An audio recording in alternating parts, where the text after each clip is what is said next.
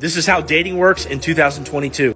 So if you're recently divorced or you've been out of the dating game for a while for whatever reason, you're going to notice that things have changed a little bit.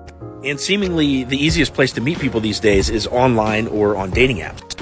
Now, of course, we still have the days of meeting people in person. This is what I call low-hanging fruit, right? There's people at work, people at the gym, friends of friends, stuff like that.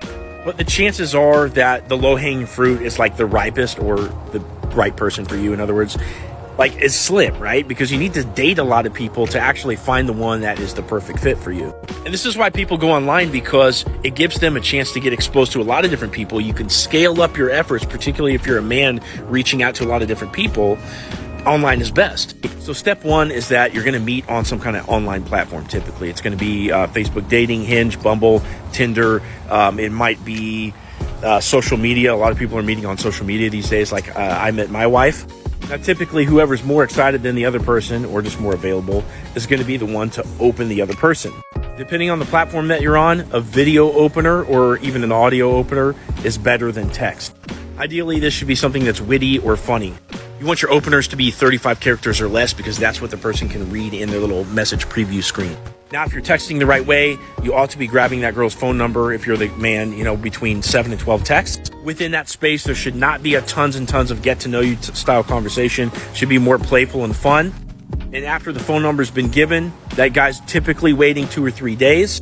And yes, while it's better if they call right away just for excitement purposes, typically the guy that calls right away is not going to be as high quality as maybe the guy that waits.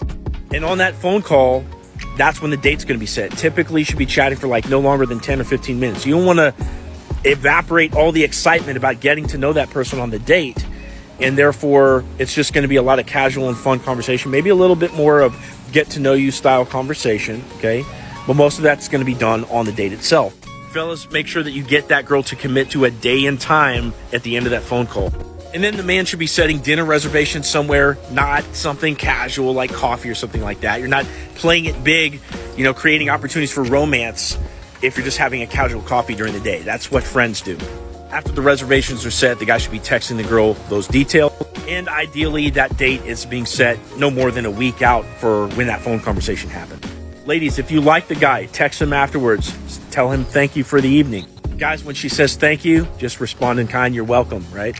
Now, a second date will happen if the girl reaches back out later, a day or two or however long after she said thank you for the evening. And guys, when she reaches back out, that's your opportunity to set the next date. This is how dating works in 2022. If you want help with this kind of stuff, watch the pinned video up at the top of my profile. Like this video, drop your thoughts in the comments. Check out my others up here.